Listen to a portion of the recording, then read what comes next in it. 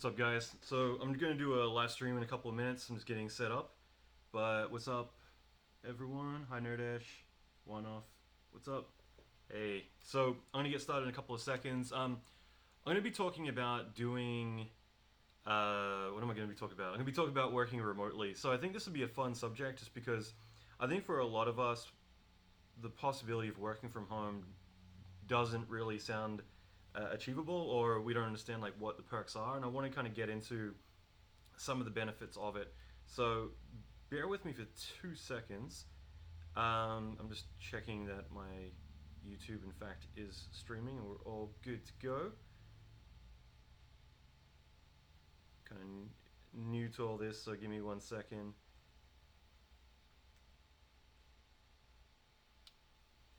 Alright.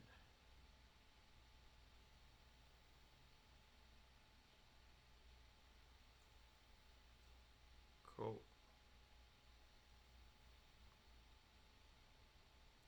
Okay, so almost ready. Alright, cool. So I want to welcome you guys. I'm really excited to get started. Just FYI, I'm streaming to Instagram here. What's up, everyone? Hey, Dwayne. Bad Kokoro. I love that name. And then also all of you guys here. So bear with me. I might alternate between looking at different screens, but yeah, I'm going to get right into this. So what I wanted to talk about is going to be about working from home, and this applies to everyone, whether you're in design, whether you're in film, whether you're working in video games. I'm going to talk about how I worked on Call of Duty Black Ops 3, literally from my apartment, even though Activision was the other side of my street.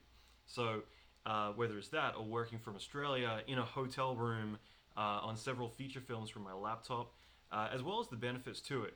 I think that for me, the biggest game changer wasn't the freedom and the flexibility, but more the fact that I would get very bored when I'd work on one feature film or one video game.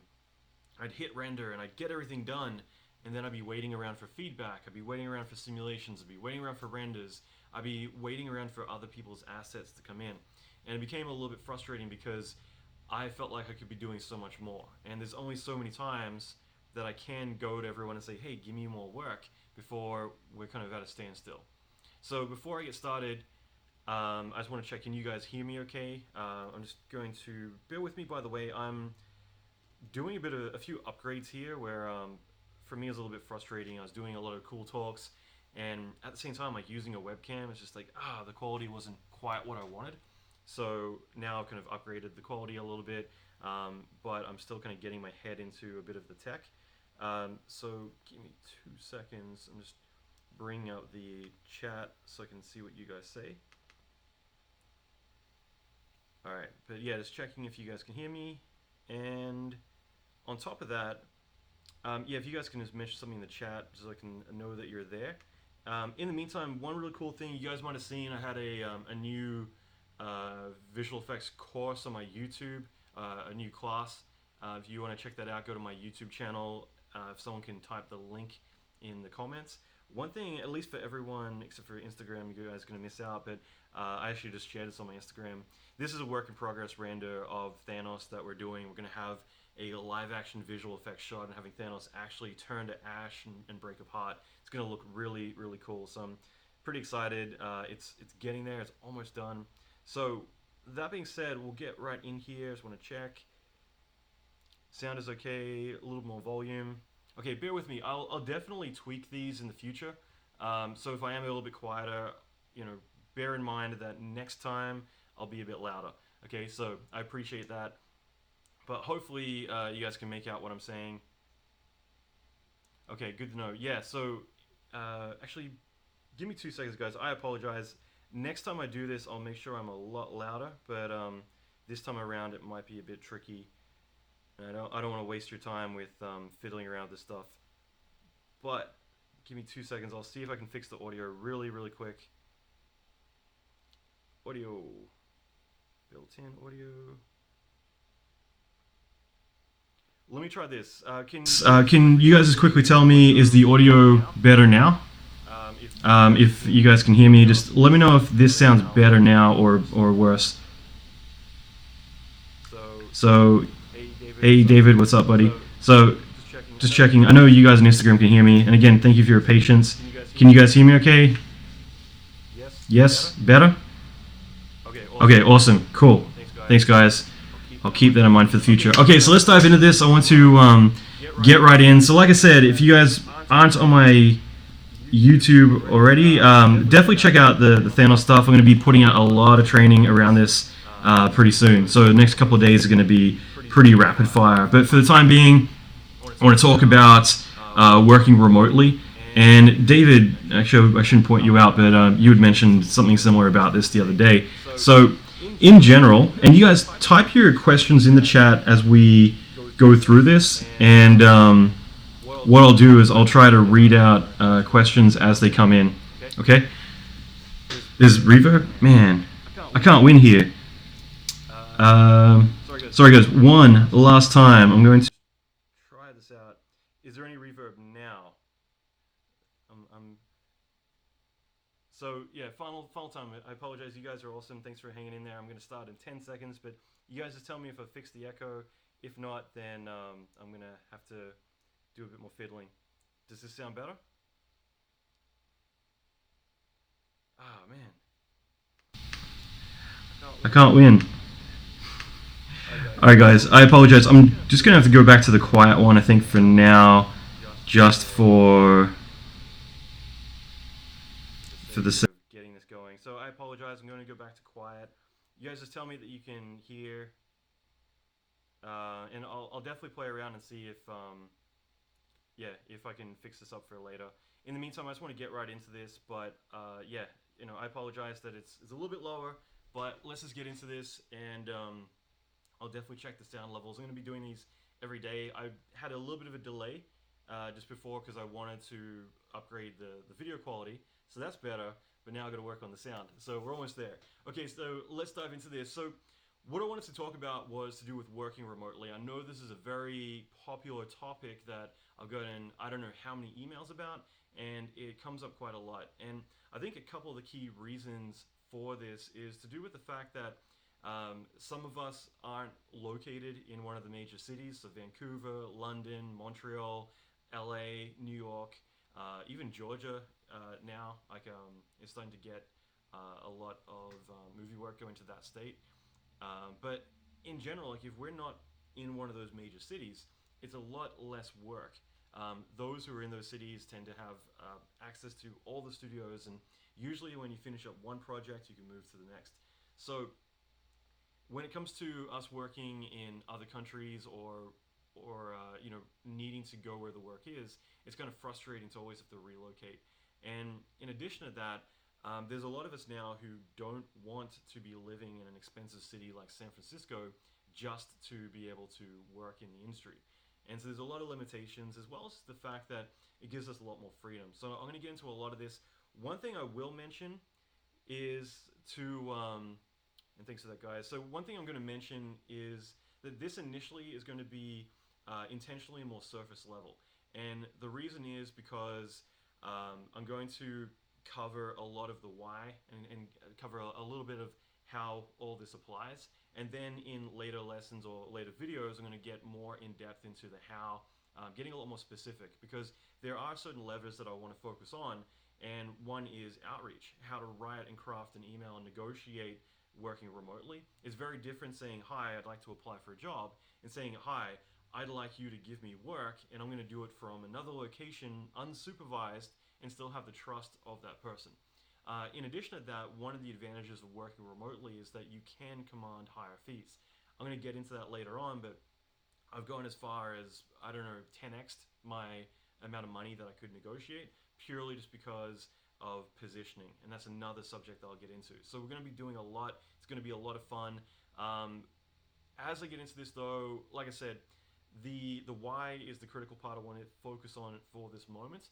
But the other point I'm going to mention is that this applies to everyone. So you don't need to be a 10-year veteran in the visual effects industry. Let's say you could be a junior in the design industry. This applies to any creative industry. I'm going to talk very loosely about all industries rather than making it specific to 3D or anything like that. But at the same time, it doesn't matter whether you are a senior artist who's looking to work remotely with ILM. I'm going to talk about a few case studies of people who work for Pixar and ILM remotely, coincidentally, all from Australia, both Pixar and ILM. I don't know what's up with that, but whether it's that or working in AAA video games, as I mentioned before, working on Call of Duty Black Ops 3, I did that from my house a lot of the time, and occasionally I'd work in the office. But this also applies to you if you're early in your career too. And I think that this is a major advantage for a lot of us where, we naturally hear the request that, you have to have 3 years experience to come work on a certain feature film. How do you get that experience if no one's willing to hire you?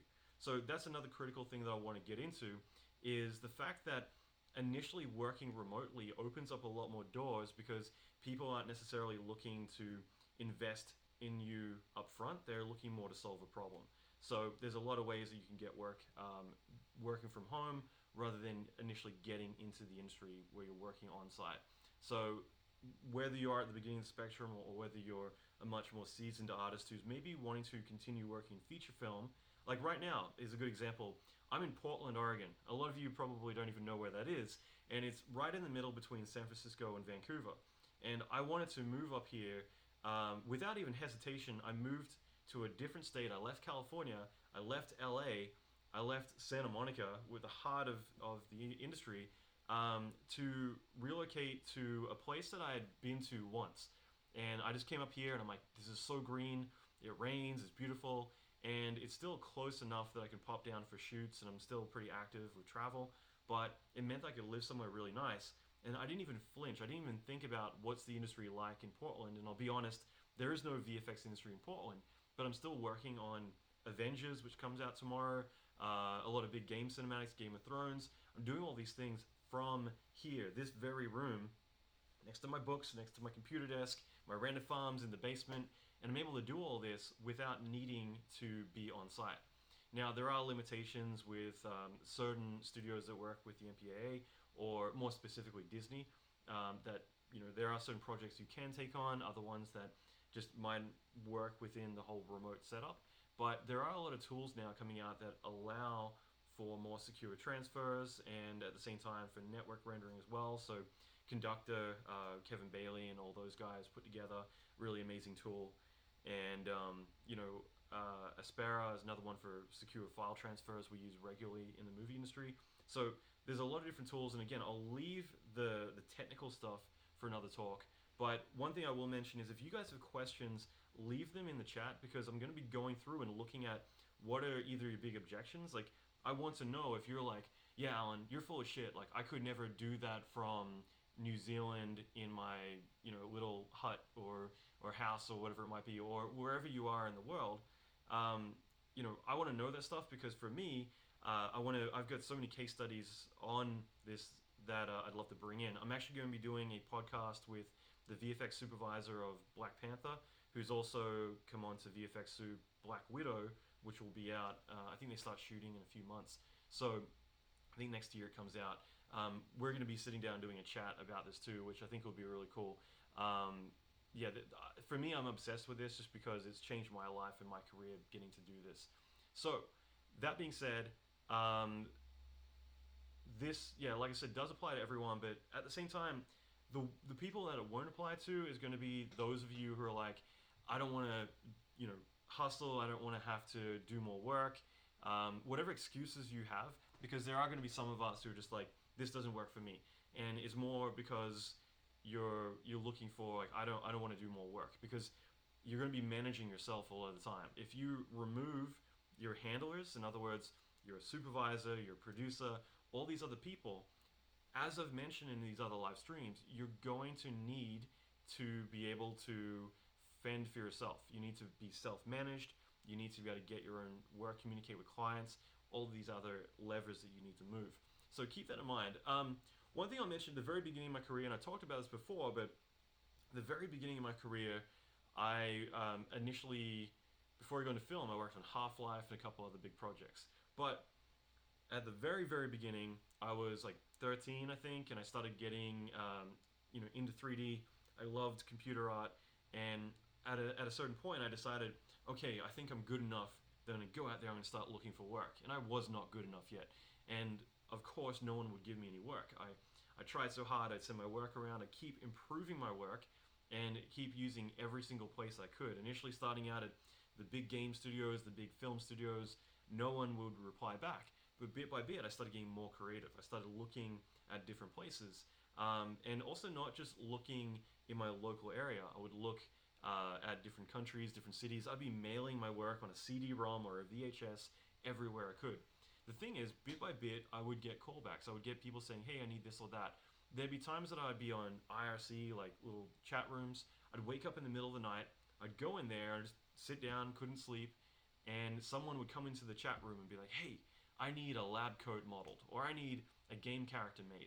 And one thing at the very beginning of our career that we need to really leverage is the fact that a lot of people have that instant pain point. They're like, I need this now. In fact, I talk about the Thanos training that I'm doing right now, and just switching to that for a second. It's funny because we've been working on this for months. I originally planned this much bigger thing, and myself, I was traveling a lot.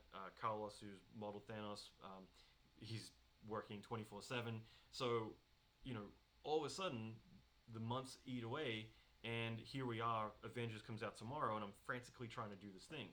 And naturally, there are camera trackers and other people I need to hire, and I'm instantly saying, I need this now.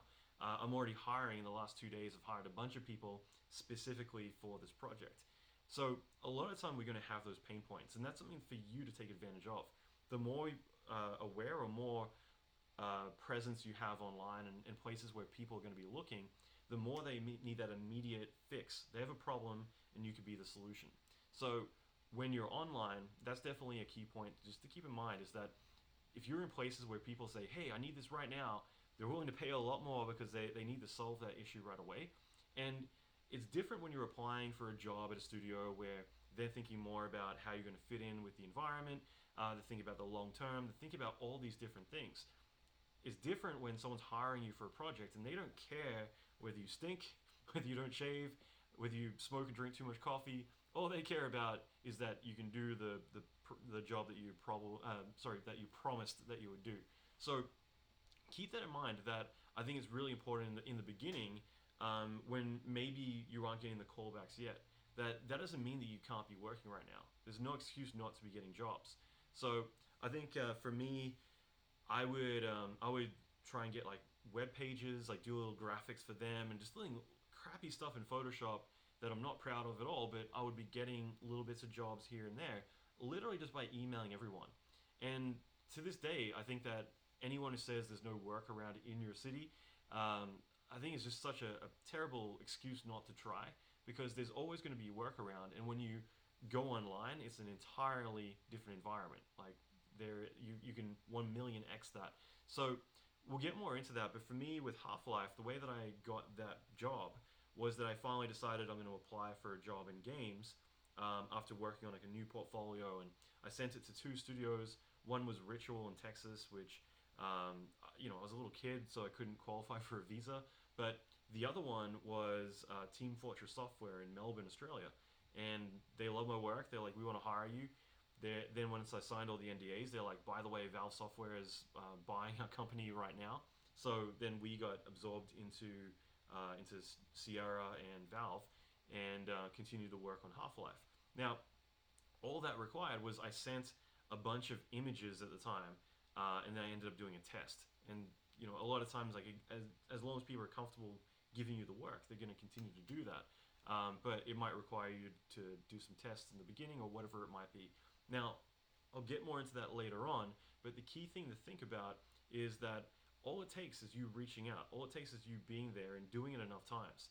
I had someone yesterday, I finally cleared out all my Instagram messages, replied to everyone, and someone mentioned that they'd done everything I said. They applied for all these jobs, and they haven't gotten a call back yet. And you got to understand, like, if 4 days ago you started looking for work and you're expecting that immediate result, your work better be amazing because it's going to take time. It takes repetition, but the numbers, all you need to worry about. If you're doing it right, then all you need to do is continue doing it and it'll happen.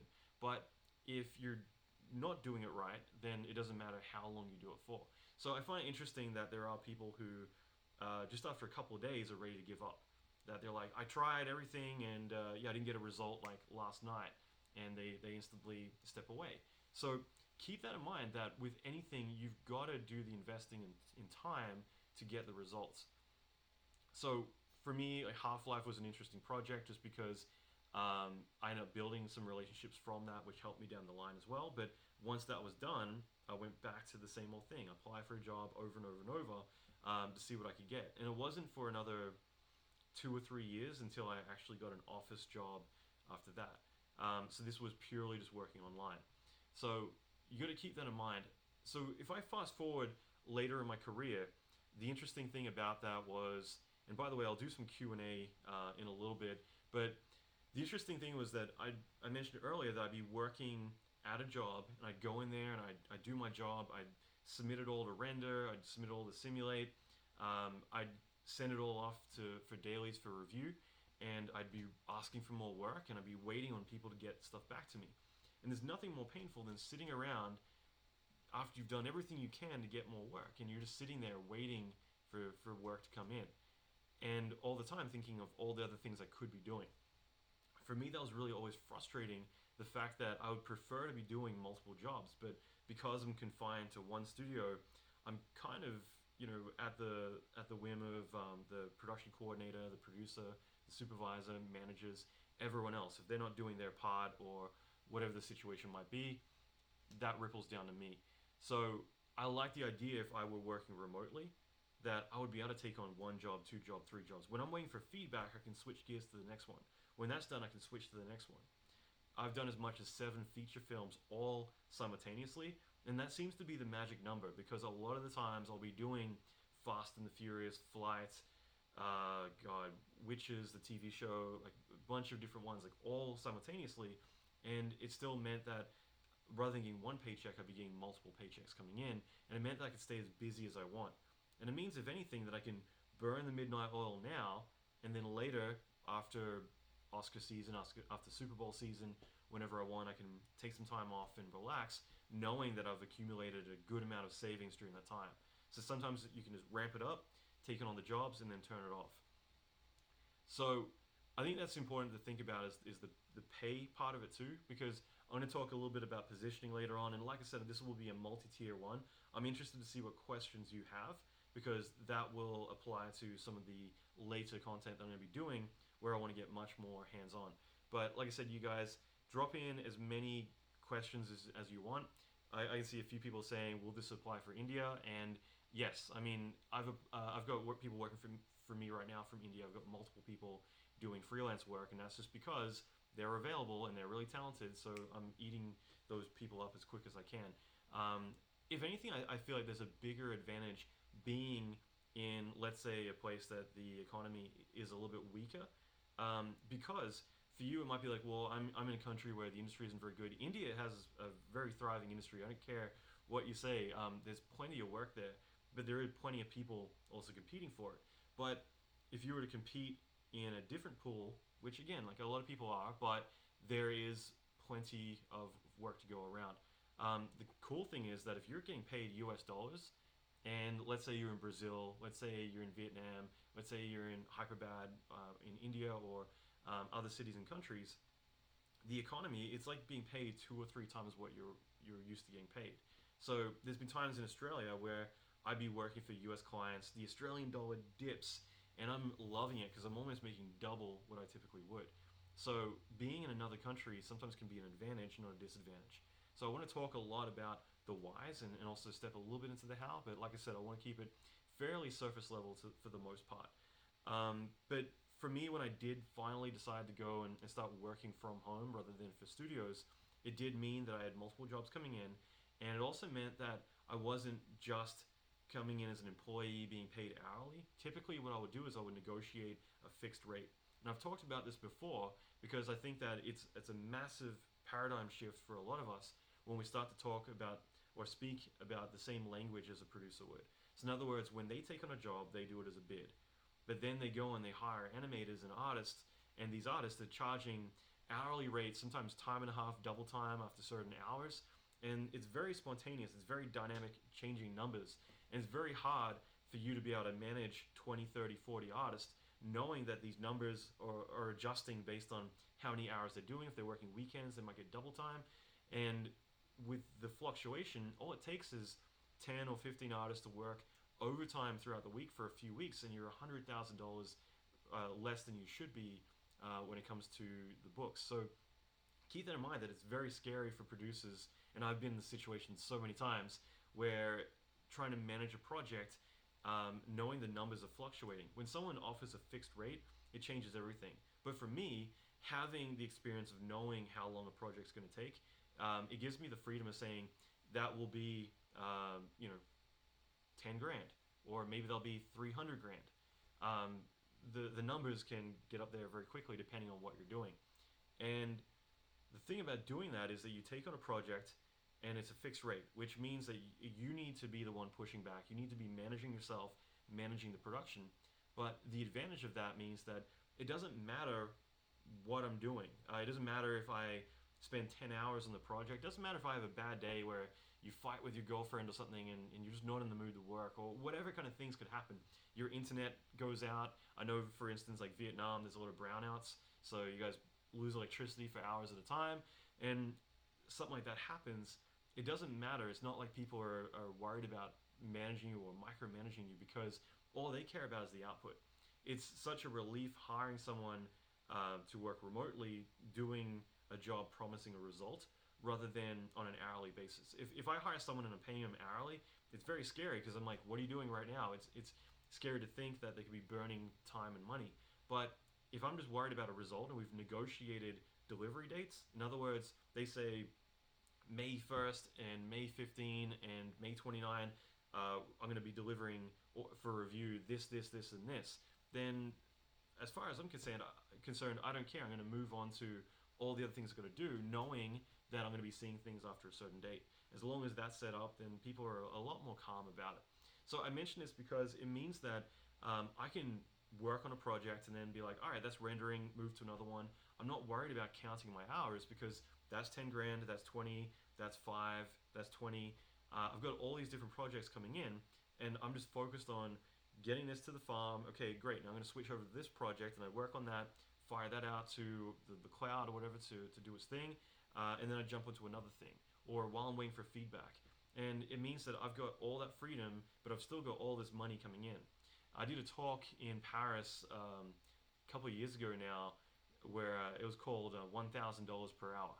And the reason for this was because it was to talk more about remote work. And one of the key factors was that throughout my career, I built a chart showing my freelance rate, and it went up and it went up and it went up. And it got to a certain point where I started asking for a certain number for my work. I would say I'm coming in as a senior effects TD, excuse me, and I want to ask for this much money. And they would come back saying, well, we can't afford that. I'm like, well, I have 20 years experience. Like, I'm faster than these other people. I'm worth this much money. And they're like, well, we can't pay that, because it's not their fault. Like, when they're doing a bid, and I understand this because I do that too. I manage artists, I hire artists, and I manage big productions. So for me, if I go and sit down and say, okay, we're gonna do a sequence on some big movie, I'm gonna sit down and say, all right, we need 60 days. We're gonna need 2 animators. We're gonna need 1 effects person, 2 compositors, and a lighting artist, and a couple of miscellaneous generalists to handle everything. Okay, so animator 300 a day, effects TD 400 a day, compositor 500 a day, like whatever it might be, hourly or daily, whatever it might be. But the key thing is that I'm deciding ahead of time, like, here's my budget, this is what I send to the client, and then that's locked in. So for me, I'm like, I need an effects person, let's say 50 an hour or whatever. Alan comes in with triple the amount of experience that the other candidates or what I was looking to hire is, and says, I want stupid money. Give me stupid money. And of course, they're going to say, well, like, if we had known that we're hiring someone with more experience, we could have figured it out with the budget, but this is what it is. So I say that because I'm always looking from a different perspective. I'm always putting myself in their shoes. And I've seen plenty of times where people borrow money, like, from the budget from other areas, but at the same time, like, I don't ever have a tantrum and say, I'm worth all this money, how dare you pay me any less, I completely understand that my problem is that unless I want to work at some of the like Rhythm Hughes, DD, few of the bigger studios who are anticipating getting in really senior staff, if I go to more a mid-level place like PsyOp or Blur, somewhere like that, they're probably not going to be able to give me what I really want. So what do I do in a situation like that? A good example, I won't get into numbers with Blur, but a good example is I went to Blur when it was 2004. I charged a certain rate. 10 years later, I came back and I was trying to ask for more than that. And the thing is that they had a cap on how much they could pay for certain roles. And so even though my rate, like 15 years ago now, obviously went up, it basically had to stay the same there. So it's either take a pay cut and work there or don't work there. So it's one of those things that I was in a very big dilemma for the longest time. Wherever I went, I hit a certain cap probably around 2003, 2004, and I could not every single year get beyond that. Everywhere I went, I said, I want more money. They're like, we want to give you more money. We don't have it. And so it got to a point where I'm like, what do I do? How do I work around this? Because this isn't working out. Like I'm not able to grow any more than I currently am. And that's where I started to work remotely instead. I figured if I did more jobs, that would make up for it. But what I didn't realize is that when I start to communicate in terms of budget, and again, depending on where you are on the spectrum, it differs in terms of how you would approach it. So I'm trying not to get into the weeds with these examples because I could easily say that the way that I approach this is I just ask them blatantly like, hey, what's the budget for this project? Now, if I say that, a lot of you are going to say, well, I can't do that. I've only got 2 years experience. They think that's really rude, and it's possible. So again, I want to get into the tactical stuff later on because I want to make it applicable to all of us, whether you're at the beginning of your career or whether you're later in your career. But for me, where I was being much more of a senior artist, I could talk to people differently to how I would when, remember, I was 14 or 13 trying to get jobs on the internet. So emailing studios and saying, hey, this project sounds really cool. I'd love to work with you guys. What budget and schedule do you have in mind? I could do that differently later in my career than I would earlier in my career. But the key thing is that they would come back and most places would just say, we have 50 grand or we have 10 grand or whatever it might be. And then I could choose to negotiate or I could choose to say, yeah, that sounds great. But the difference is that there are projects that if I came in and I worked hourly, maybe I would be capped because I couldn't command the fees that I wanted. So by the end of the project, I might make $12,000. But because instead of doing a fixed rate, I'm able to actually ask the money that I'm worth. So in other words, if I said I want $100 an hour, and they're like, we only can do 40 an hour. The difference is that I could probably do that job in 10 hours, and that makes me, I can't think of math. I'm terrible at math whenever I'm doing live streams, I swear. So what would I say, 100,000 for 10 hours? So I think that's $10,000. My God, I can't believe I'm doing terrible at math right now, but you get the idea. I'm a deer in the headlights when it comes to this, if there's text on the screen or anything. So, but that's the key thing. That's what you got to keep in mind, is that I could do it in a lot less time than it would take me if I were to go on site, where I'm sitting around being paid an hourly rate. So in other words, something that takes me a couple hours to do makes a lot more sense than going in there and twiddling my thumbs the entire time. I can do another job and another job, and all this accumulates.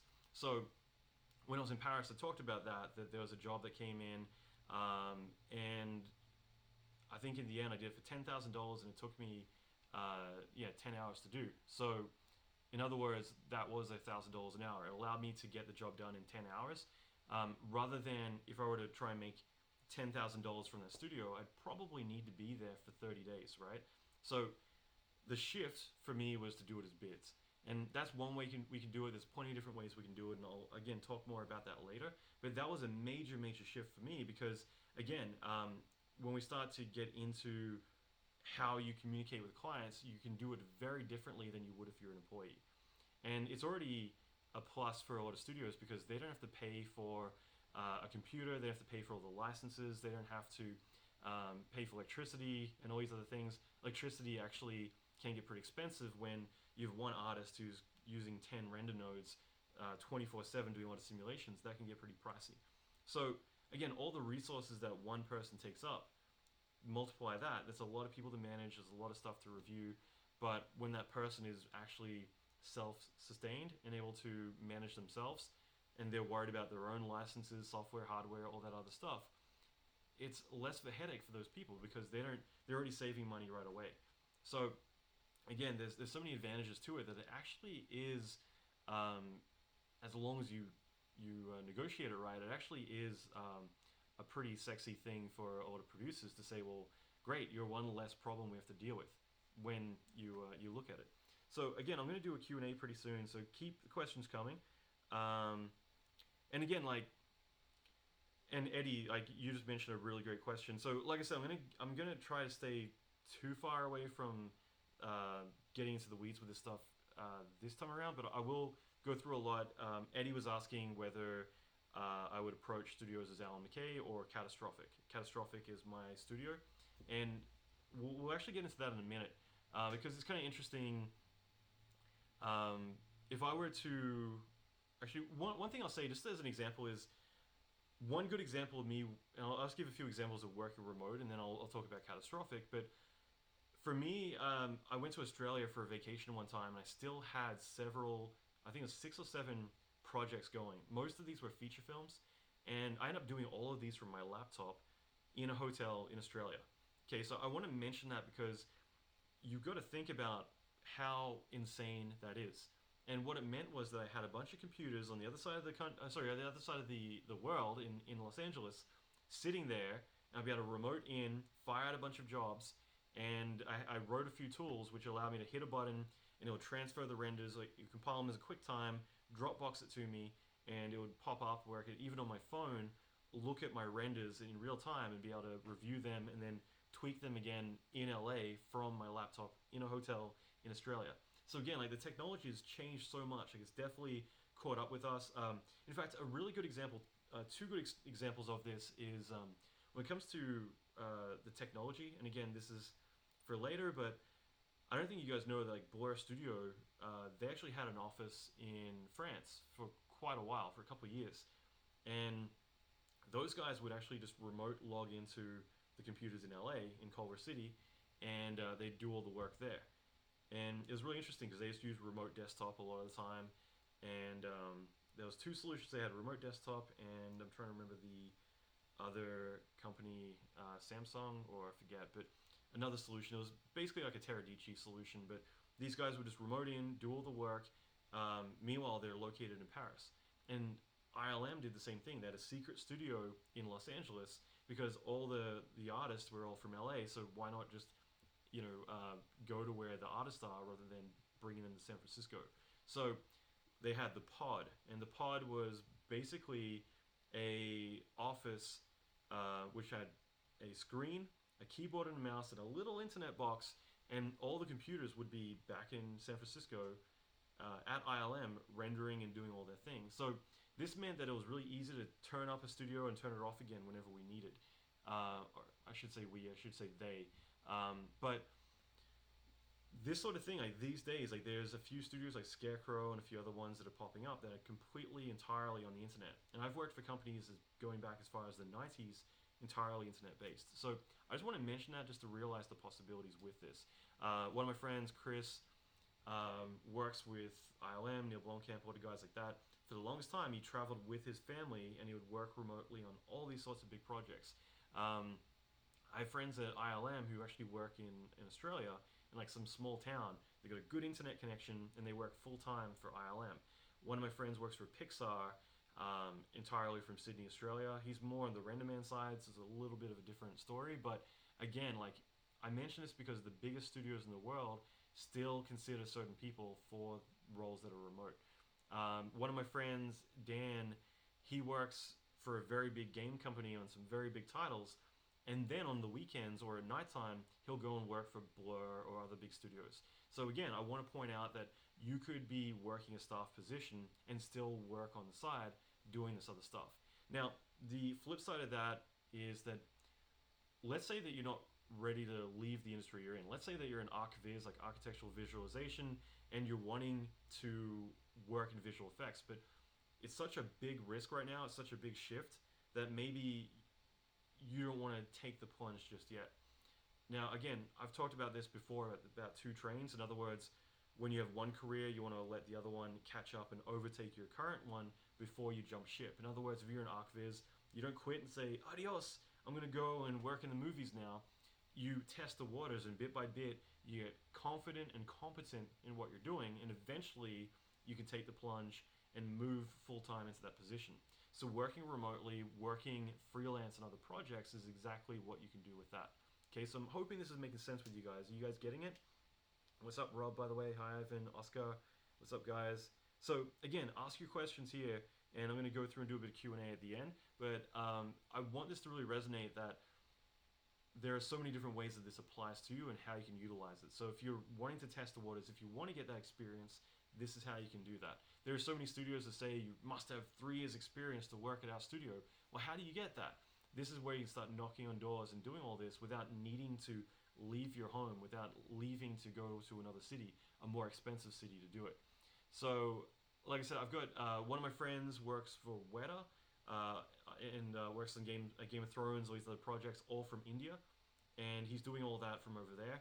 Now, the interesting thing is that there are a lot of studios in India who they kind of forbid you to show off work that you've done, as part of your contract, and that there are tricky things. And again, I'll get into this later in a different talk on this topic, but there are going to be limitations where there are studios that are competing for work, trying to get overflow or outsource work, and they'll hire people in India, and they'll say, you guys come in, work on these high-profile projects, Black Panther, whatever it might be, but you're not allowed to ever show off the work that you do. Only we can.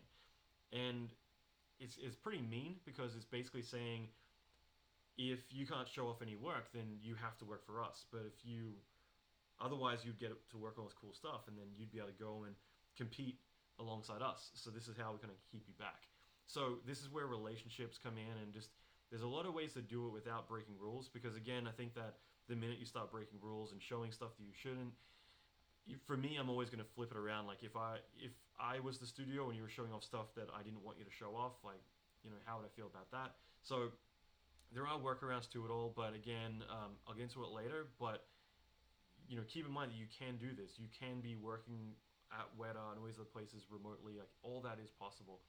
A good example, I'll leave it on this one, is Anzi. I'm sure a lot of you guys know Anzi Sarathos, buddy of mine.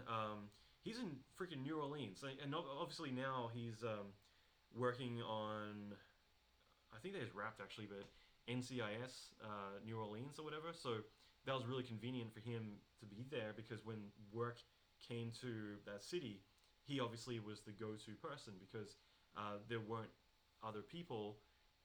He's created that niche where he instantly is the person when they think VFX.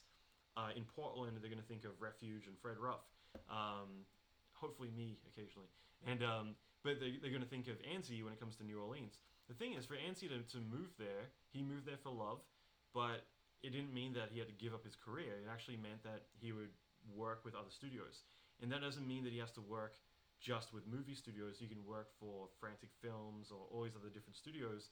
But it meant that eventually he could position himself to actually be a studio in that sense.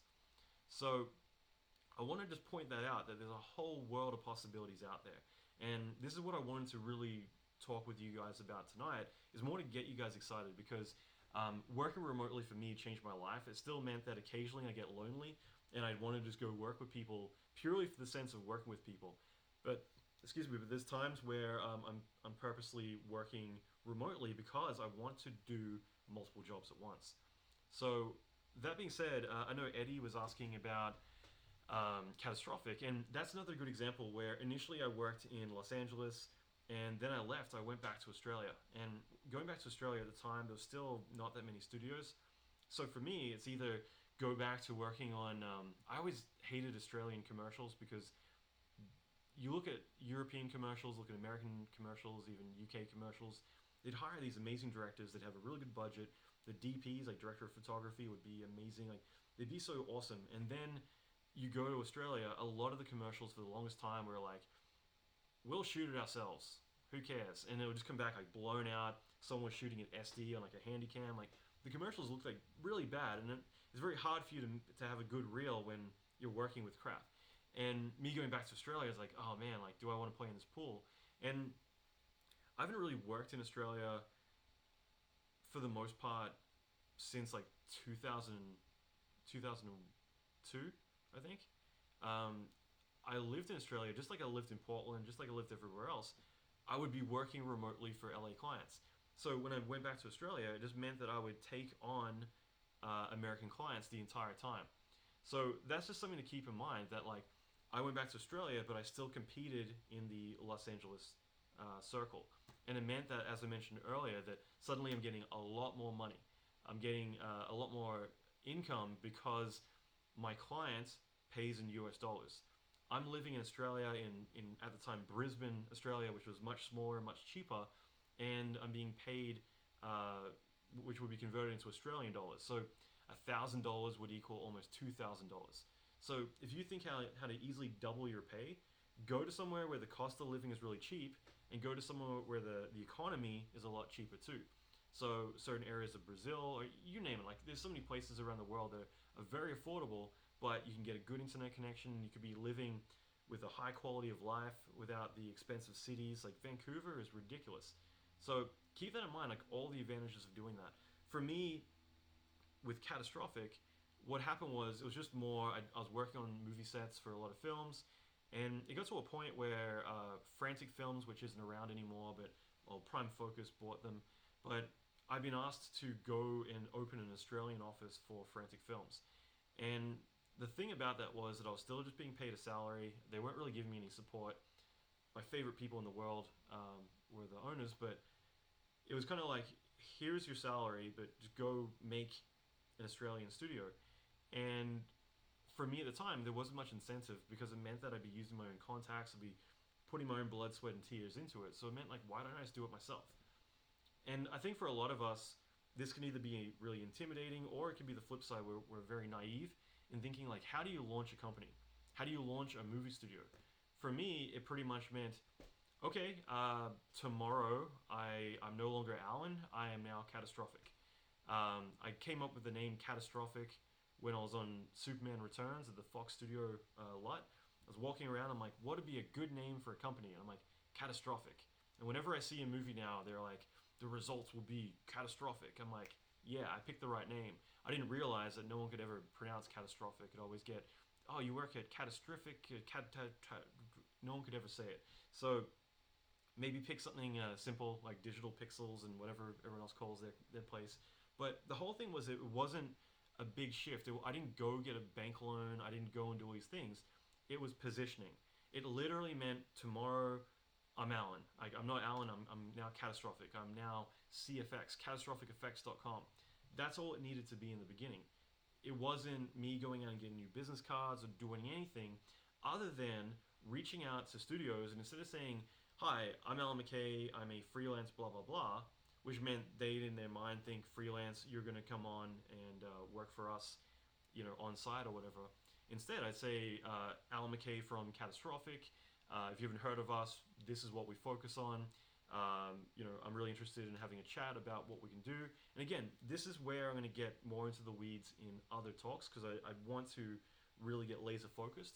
But that was all it was positioning myself as an entity opposed to an individual. And it doesn't mean that I don't do freelance work still, but I'll pick and choose what is the right fit for what is the right client. Okay? So to step back for a second, because I think a lot of us are going to say, well, I'm only a year in the industry. I couldn't be launching a company right now. I've got friends who launched a company first day in. One of my friends, if you guys remember Fruit Ninja, Fruit Ninja, the iPad game, which became a big sensation.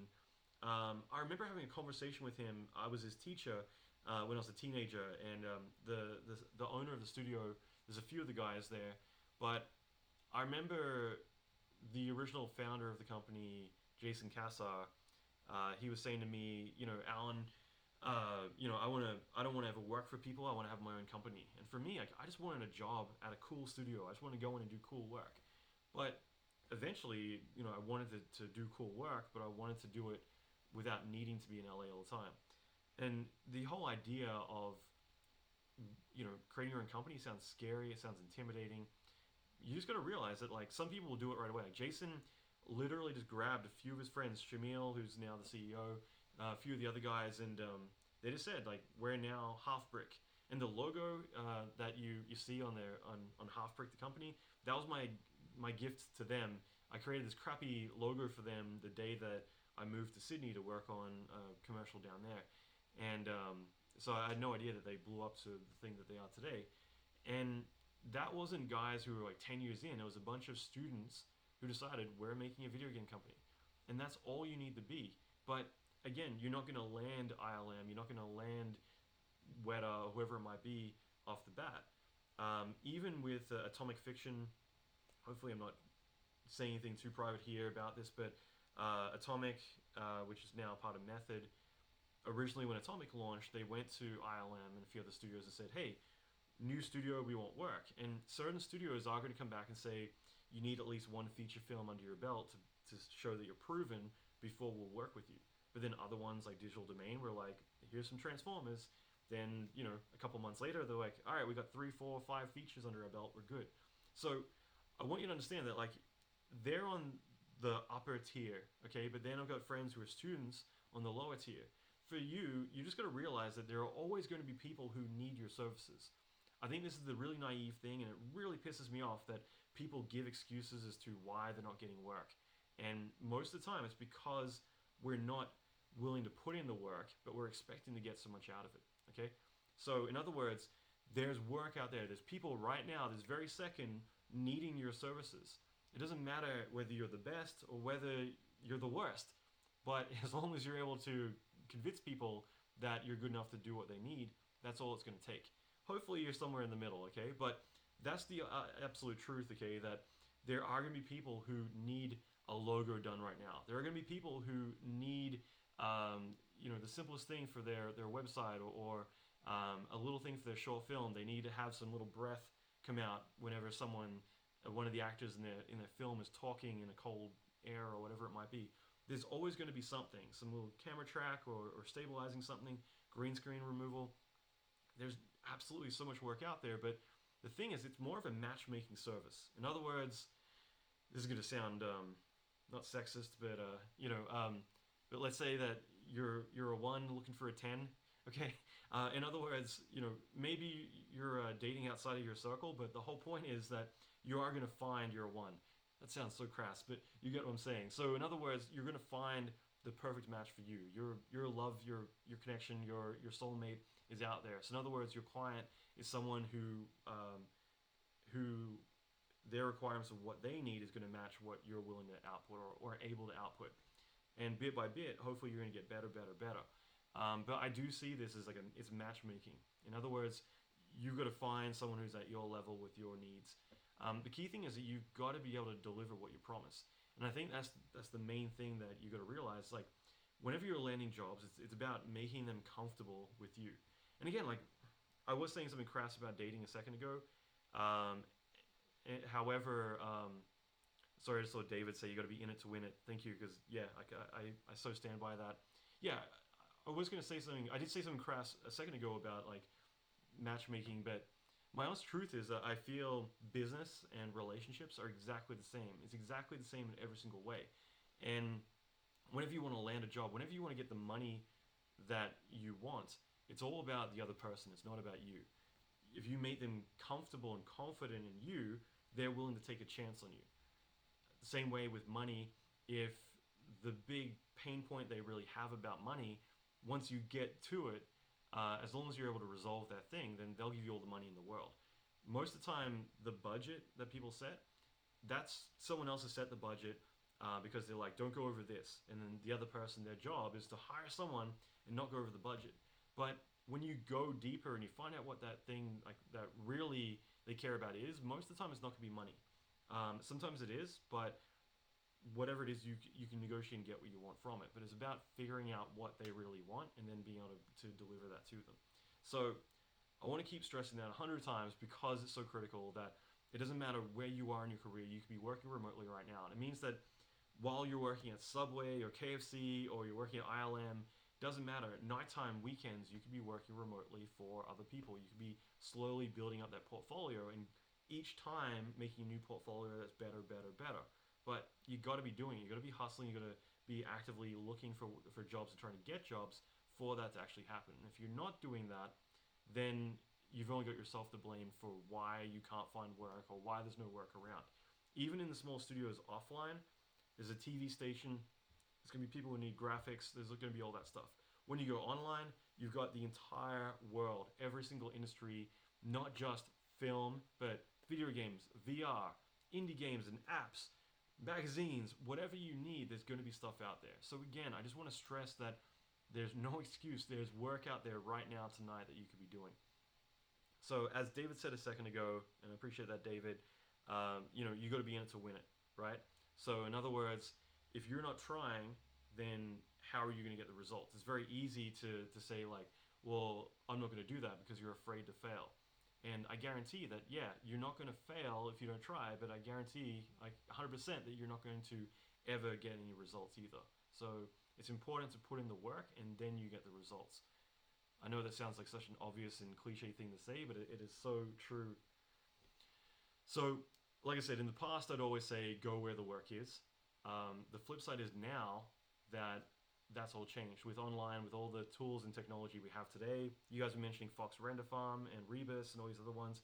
You have render farms, you have PCOIP, so remote technology, so you could be on your laptop. I'm on a laptop right now, streaming to you guys over the internet, filming it 4K, outputting it 2K. I mean, you can do all this stuff now. It's insane, right? So there's nothing like we've got so many tools that will allow us to do what we want. I manage a team.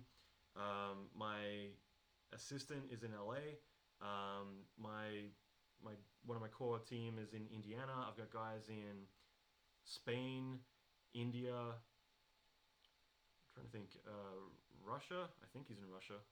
I've got people all over the place, and these are people that I work with all the time, and that means that they're in another place getting paid regularly from me. So just think about that. So again, online is the way to go, and you don't need to be a pro to do it. So the one thing I will mention about this, I think, is just really important, is to understand that you are a business. So no matter how you want to look at it, I know a lot of us want to say, like, I'm an artist, I just want to do art. And the difference is that that's fine, but that is the employee mindset. In other words, if you just want to do art and you don't want to be doing art from home and all these other things, then that's great. You can go to a place where they have management, supervisors, producers. They've got people going and handling the accounts. They've got people going and talking to clients and making calls and trying to get more work in. You got people doing PR, doing social media, doing all these bits and pieces. So that way you can get to do your art every day. And that's fine. But if you want to step up and you want to start doing more work, you want to start getting more jobs, you want to start getting more money, pick and choose your projects, get your name out there, get to travel the world and do this stuff from wherever you want, move home to a different city, whatever it might be, you can do all that too. But understand that no one else has your back at that point. It means that you are wearing all these different hats. And for me, the most valuable thing I've learned was by launching my own studio. Eventually, I hired 30 employees and we had a lot going on. But at the very beginning, it was just me. And that experience of doing that made me the artist I am today, because suddenly I'd be managing multiple projects, multiple shots, and I couldn't do it by having a pen and paper and saying, all right, well, I'm going to work on Avengers today and tomorrow Godzilla. And, by the way, David worked on Godzilla. Congratulations to him. I'm so jealous. But, you could be doing all these really cool things. And the thing is that if you want to do that properly, you're going to need to figure out a way to manage yourself. And bit by bit, the way I'd manage myself with spreadsheets, all that kind of stuff, I'd then be managing my artists the same way, and bit by bit that would grow. But what I learned by doing that self-management, I still to this day manage myself this way. Like David, everyone else who are in my courses, that's what I've kind of taught in those as well, about how to manage yourself, how to build tools to automate things that you're doing over and over. So you're always going to start out simple, but the more you do this, the more you have better tools. When I was at Activision, I was working Call of Duty, and I love those guys, the best people in the world. But it was really funny because there'd be times I just leave and just doing another live stream really quick. Bear with me, guys. Yeah, there'd be times where I'd leave the studio and they'd be like, "Hey, like, where are you going?" And I'm like, "I'm going back home because my pipeline's better, because their pipeline's built around games, but I'm trying to knock out. I think it was 62 effects assets in a couple of weeks, and for me to do that, the way I did it was that all I did is I built a lot of tools to automate the process. Okay, so for me to work remotely, it meant that I could just go work from home, and I had all these tools, which most of what I'd be doing every day, I had buttons for that. And again, scripting might sound naive, it might be intimidating, but you don't need to know math to be good at scripting. If you start looking at Maya, 3ds Max, the shelf tools you're clicking, each and every one of them is just talking to the program saying he wants to make a sphere, he wants to go extrude it, he wants to then render it out, he wants to add these lights and then do this. So if you start looking under the hood, you see all the commands, you're like, all right, well, I want to make a button that does my job for me. So if every single day I'm exporting this stuff out, I'm doing a turntable every day, why don't I make a turntable button? Bit by bit, I got to a point where I'd be transferring data from LA to Boston while I'm working on Equalizer or whatever it might be. Like, the stuff that would take me hours of me being there was a button. When I worked on Transformers, it was going to take me 2.5 weeks to create these effects per character. There's 16 characters. I made a button and it did the whole thing for me in a single night. So eventually you can get that point where you're building stuff out that if you were to do it at the studio, it would mean that you'd be saving so much time, but it means that when you work on your own, you've got tools that are just like it's doing it all for you, and you just focus on the thing that you are hired to do, which is be the artist, instead of being the monkey hitting the button the whole time, right? So bit by bit, you're going to need to, or I should say, you will evolve to wanting to do things more efficiently. You also want to manage yourself better. But I think in the very beginning, the key things, and this is what I will get into another talk, but the key things are going to be about how do you get clients. This is going to be the big one. Then it's like about how to manage projects, more hands-on. What are the deliverables? What do you promise? What do you negotiate? These are all things that I want you guys to leave comments and let me know about, because I think that these are really important for me to know like what your big burning questions are. So again, guys, like, leave questions and let me know like what are the big burning questions you have around this topic, because that's what we're going to be doing the follow-up talks about and getting really in the weeds about. Because if you were to email a studio and say, "Hi, I'm Jim.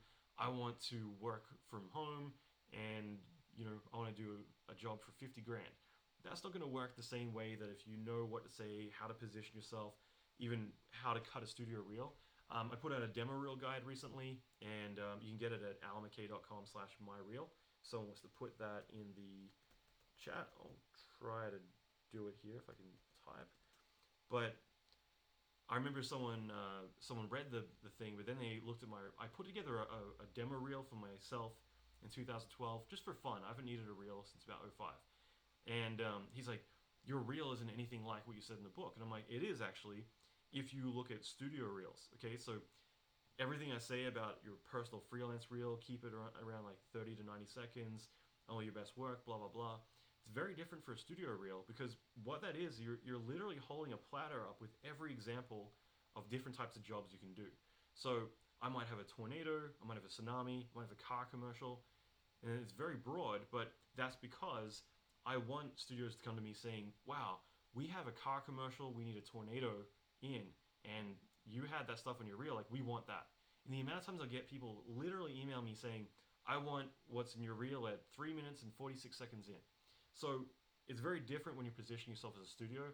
That's where you start cutting a game cinematic reel, a car commercial reel, photo reel, environment reel, camera tracking reel, all these different ones, because you want to send out a very specific reel to qualify you for the very specific needs that person has or that studio has. So again, like, this is the stuff that I'll get into later on, but you got to keep in mind that you've got to start positioning yourself as a business, rather than emailing people as an employee or having employee expectations. So as I mentioned before, you can do this part-time. This isn't something that you need to do full-time. I've got friends who work full-time at game studios and are able to do all that work. And so maybe it is that, even when you're studying, it could be extra income. But just to get into a couple other things really quick, Um, like I said, I think the one key thing is to think about like what are the burning needs someone has, because there's going to be a lot of times where, uh, for instance, I'm doing a live stream right now, and I'm new to this, and I'm using XSplit. I'm like, man, I gotta come with some nice graphics because this thing looks like absolute crap right now. So sometime in the next week, I'm going to start knocking on doors saying I need a designer to make me some cool graphics. There's always going to be a need. Pete Draper, we got to do another call where you're drinking less wine, by the way. But you could chime in about this stuff because I'd be interested to see how you transitioned from the UK to India and then setting up your company and doing all that stuff. Like, again, because I think that a lot of how we start is always an evolution. We start out doing one thing and it slowly kind of evolves. So, just to move around a little bit, I will say for me, like I hire off of Facebook all the time. I think that's one thing that's really important to think about is that you go where the work's going to be, and the work isn't always going to be on the obvious things like freelance.com or VFX Recruit. It isn't always going to be applying at a studio. It's going to be coming from every angle. Like I said, I'd be on IRC like chat back in the day, and people would be like, "I need this," or "How do I do this?" And you never know what could happen. Even just being on forums and mentioning, like answering questions, someone might be like, "Well, you clearly know what you're doing. Do you just want to do the job for us instead of us hiring, right?" Cool, cool, Pete. I bought a bottle of wine I was going to drink tonight, but I didn't get around to it. So yeah, we'll have to do a session sometime. I think that'd be fun. Um, yeah, so just think about that, and also like, with the bigger studios, it's more about confidence. So as long as they feel confident in you, they're going to invest in you. But earlier in it, you're going to be targeting different people, and it's about, like I said, that matchmaking process. And like I said, I think that having your own pipeline, like you can shave hours off of what you're doing because you're doing it your way. There's studios that I've worked at back in the day that if I did things outside of their pipeline, like let's say they're thinking particles and they're using Microsoft SharePoint and you have to post everything a certain way, and if I did things slightly outside the pipeline and use particle flow, they'd be like, go back and do it in TP because we have our way of doing things. And some places are going to be really strict about that stuff. And thing is, when you're working remotely, most of the time the output that you negotiate is going to be rendered frames or whatever it might be. So no one cares how you did it. All they care about is the result. So negotiating all that stuff up front, it makes it a lot easier because you can just walk in and say, here's my rendered frames. Doesn't matter that some of this stuff you did in Cinema 4D because there was a cool plugin that did half the work for you or whatever you needed to do. So you got the freedom to work within your own pipeline. A couple other advantages. I just want to talk about the benefits for a second, but I think one of the key things is that you can work on your own schedule. So in other words, like I said before, you have milestones. Like I'm going to deliver on these dates, these things, and as long as you stick to that, everyone's happy. But if you were instead to work as a freelancer, and I've had this, you're going to get people at the company messaging you all the time, like, "Hey, where you at?" And especially if you're in different countries, like most of the time they forget that, and it's 2 in the morning. They're like, "Why aren't you at your desk?" And it's like it was 2 in the morning. So that's where it becomes tricky because they have this unrealistic expectation that you're going to be there whenever they need you, and then when it's daytime your time, they're kind of expecting you to be there because it's your time as well. So it's different, and that's why I think position yourself as a studio. You have a bit of a disconnect, which is a good thing because you can protect yourself a little bit. You can negotiate something and say, and the more you get better at doing this, the more you can say, this is what I'm delivering. This is based on what you said. And when they start to veer off and say, well, what if we gave the dinosaur hair? That's when you say, okay, we can do that. However, this isn't what we discussed. So if you want to add hair to the dinosaur, we'll just need to talk about updating the schedule, as well as increasing the budget to accommodate the new direction. Otherwise, we can stick to what we agreed upon, and nothing's changed. And that's when producers can decide, yeah, we really need that afro on the dinosaur, so we'll give you more money. Or they can say, we'll stick with what we're doing and think a bit more realistic. So most of the time, personally, I prefer having that wall where as long as I'm willing to play producer, I'm willing to protect myself from BS happening. But there are going to be times where, like some projects, I'll make substantial amounts of money, but then there'll be a few where I'm like, all right, I'm literally paying to work on this project now. So, there's going to be wins. There's going to be a few not so good wins, but at the end of the day, like, you know, I could easily say I've tripled my revenue by working from home rather than working at a studio. But I still work at studios usually because it's the right project or I'm managing teams or whatever. It just depends on what the projects are. So, it's always different. So I'd say a couple of key things that you need, if you were to work remotely, you got to really realize is that you got to be able to handle what you promise. So in other words, if you promise that you're going to get this amazing photoreal rendering of a building and having it destroyed and tsunamis and all this other stuff, if you're making these promises, you got to be able to back it up. And I think very early in our career, we're not as good at managing ourselves, and that can be our Achilles heel. And I think in the beginning, it's really cool to work remotely on small gigs until you get into a studio. But that's what I said the other day is that once you get in, the first 2 weeks at a good studio with good people around you is worth 5 years of working on your own, just because you'll learn so much. So in the beginning, it's cool to take on little things and learn a lot, but you don't want to. It's very easy to overpromise and underdeliver, and that can be something that can really burn bridges for a lot of people. So I think it's always you got to be careful. Like, can I actually do what I'm promising to do? And be aware that you might need to push back. Sometimes you got to learn to educate your clients because they might be asking for something thinking it's easy, and it's like it's not easy. You've got to get into like having the gigantic lens flare peeking through the trees and the hair, and I got to rotor all that out. Like, it makes more sense just to add that stuff in or use LEDs. Like, you got to make the right decisions and point out and educate your clients when they're doing something that might be a freaking nightmare. So again, like, knowing you got the right hardware to deliver it, because there's been plenty of times where I've shot myself in the foot. I've promised something and I'm like, man, this is rendering like this is way heavier to render than I thought it would be. So I think it's just really important to be aware that biting off more than you can chew. But at the same time, like, you got to be willing to function as a solo person as well. Like I said before, you got to be able to manage yourself. You got to keep in mind that you are a business. You got to learn to wear many hats. So the final thing I will mention is, like, again, this is part of hey Fred, I was dropping your name earlier. I was saying you want to be the go-to person in your city. So Refuge being the go-to studio in Portland.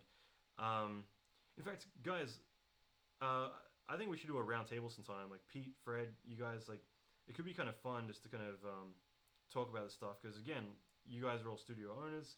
It could be fun to have a bit of a chat sometime and talk about our perspectives. So some food for thought. Either way, Pete, go get some sleep. Yeah, hopefully you guys are getting this, and I won't go for too much longer. I just want to get a few more key points across, but I think that's just really important to think about. The other thing I was just going to mention is about having people in reserve. I think it's really important when you're maintaining relationships that not just business relationships, but people relationships, because you never know when you might be stuck. And when you're by yourself, it's a lot harder to get help. But having people around that either you can say, hey, can you help me out? Like, do you have any ideas? Like, I'm stuck. I'm really bad at that. Like, I guarantee for me, my two biggest weaknesses are really the same thing. Fred, that's really cool. We definitely got to chat about that. I got two different perspectives. Wait, I'm reading what you're saying. Perspective.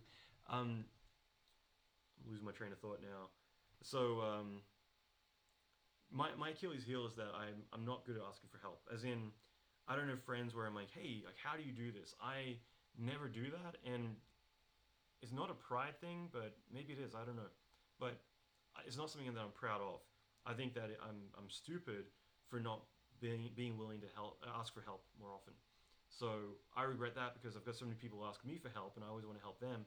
But I know people who are so much more well versed on certain topics, and I don't know why I'm not taking advantage of that, saying like, hey, how do you do this in Houdini, or how do you do this in TP, or how do you do this in Nuke? So I think there's that.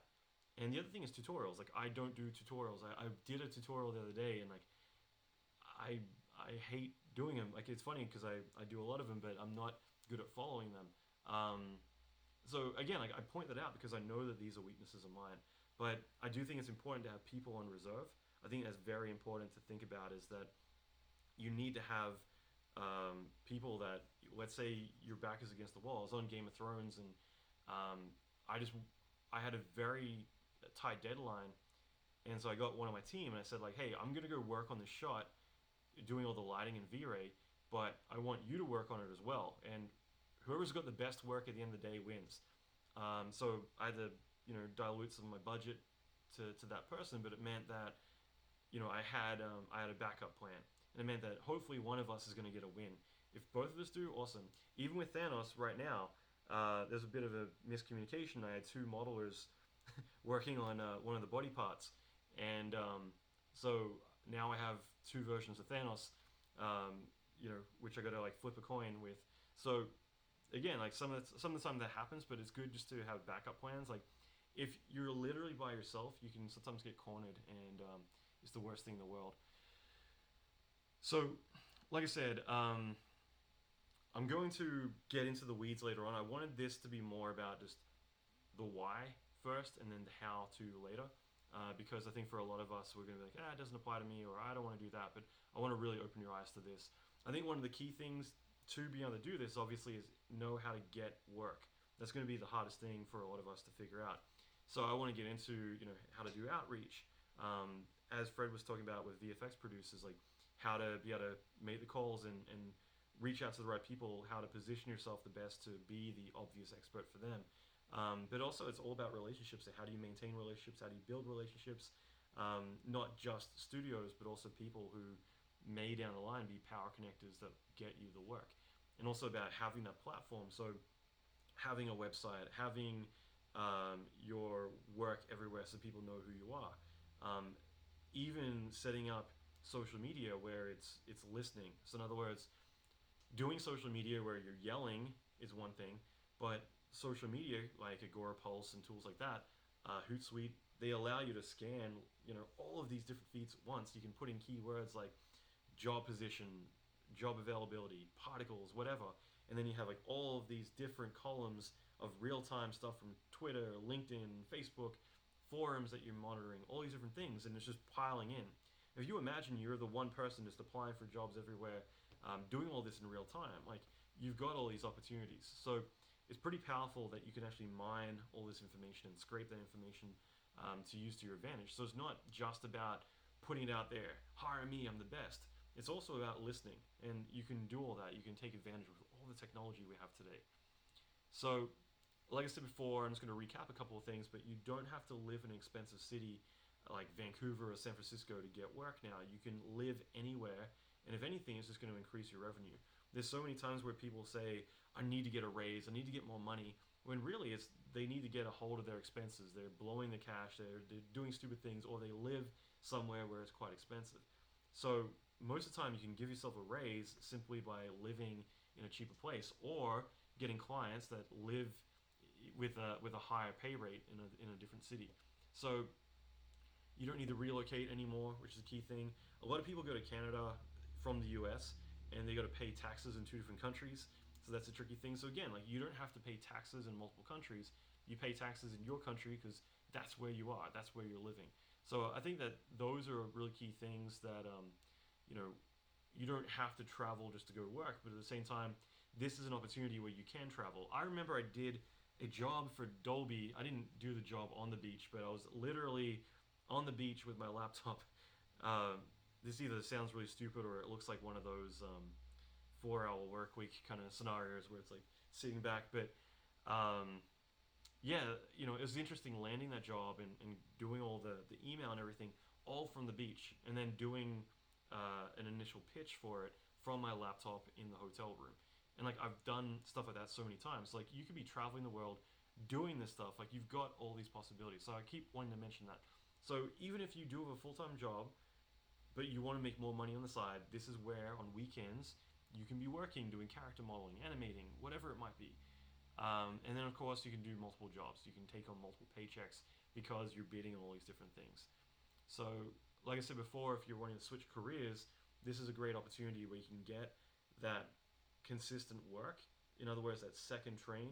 And then when it's time to jump ship, you can do that. You can switch to a new career into VFX instead of just quitting cold turkey and risking everything.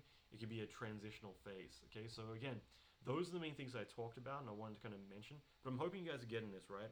So I'm gonna do a bit of Q&A, but again, I want to make sure that this resonates with you guys. If you can also like this, especially if you're on YouTube, I'm streaming to Facebook and YouTube and Instagram. But this is it's just important because that way anyone who's new can discover this. It's going to help it be a bit more visible. So that would mean the world to me. But the other thing is, I just want to know what your big questions are because for me, that's going to be a chance that I'm going to be following up and doing a lot more, much more in depth how to's. So, in other words, I want to talk about how to get clients. I want to talk about the technology and a lot of the back end, the pipeline, all these different things, rather than the surface level stuff, which right now has been the main goal to really sell you on this. So, as I mentioned before, this is definitely like the future in a lot of ways. Like I think that technology has changed so much. I mean, Pete Draper here, like he built an app for working on set, which I thought was really cool to be able to capture data. And again, like I think that with all the new technology coming out, like there are going to be tools that are literally allowing you, like LinkedIn, everything else, just to be on your phone doing half the stuff you're doing. It's not like before we had a crappy beige 486 computer and everything had to be on that. I've sat there on my old BlackBerry back when I had Catastrophic, talking with a client, sending client changes. We did all the covers for Popular Mechanics magazine every month, and I'd be writing responses, kicking it back. I'd be in Australia, my artist is in San Francisco, Popular Mechanics were in New York, and I'm relaying stuff back and forth, all from my phone while having a drink. So nothing is better than that. So I hope you guys get this. One thing to check out is if you go to vfxcourse.com, this training's up for a little bit longer. I've got a free 8 video effects class you can get. So if you want to check that out, you can go there now and sign up to get all the scene assets, everything else. It's about 18 hours of training. It's all for free. So I want to mention that just because I think it's very valuable. So we're going to do a bit of Q&A really, really quick. If you guys have questions, I'm going to scroll through these very quickly. I might start at the bottom and read out Pete's novel because I'm sure he'll have a lot of really great information to share. No pressure. So,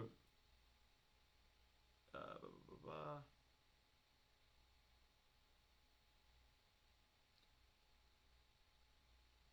So here's the saying, working by yourself, there's less distractions. However, you don't get a chance to bounce ideas, not necessarily techniques, but more aesthetics. I totally agree. When I was a freelancer, I did my best R&D work just emptying my brain in the shower. Okay, there's a visual. Actually, not a nice image. But it gave me the chance to get away from the system. I agree, man. Like, there's been times where I've locked myself in a bathroom when I'm really stressed, not to do anything other than just be in a closed, confined space because I'm like stressed and I need to like get away from everything. So like going for walks, we used to do that at ILM, like walk around the fountains. So I mean, I agree. Like getting away from the computer sometimes is the only way you're going to get a solution because you got to walk away to come back to figure that out. You need to, in fact, is exactly what you just said. You need to get away from the system and approach it with a different angle is essential. If you can't speak to someone else about it, even any direct work I'm doing here, which is rarity nowadays, I'm in a similar boat to Fred. I still ask the guys here, even the live producers, to give their opinion. Again, I totally agree. Primarily those who don't know how I've done something, as they'll be the most critical. Yeah, again, like if they're not thinking about the process, they're just going to give you straight up feedback. Hey, it looks right, it looks wrong, too fast, too slow. I agree. Um, yeah, that's awesome, man. That's so cool. So I'm gonna do a little bit of Q&A. I'm just gonna go through this real quick. Tiago, what's up, buddy? If you could, what would you like make different when you made a transition for homework? Um, I don't know. I mean, for me, it's always worked out pretty well. I guess for now, there's nothing I would change. I do differently about working from home. Um, I've talked about like getting doing a shared office with people before because I like the idea of being around other people. In fact, I asked Fred if I could steal some office space, and he was like, no. Um, but I've talked with friends because I've got a few friends who wanted to like rent a house that way, like because they all work from home, map painters and concept artists, stuff like that. So that way we, you're around other people because it's kind of like what Pete was saying, like being by yourself. It's kind of, it can be kind of tricky at times. So being around other people is very motivating. But so for me, like I probably be around other people is a good one. I've been pretty good about it all. Like I had very strict rules when I worked for myself back in the day, where I would get up every morning. I lived in like this really big skyscraper.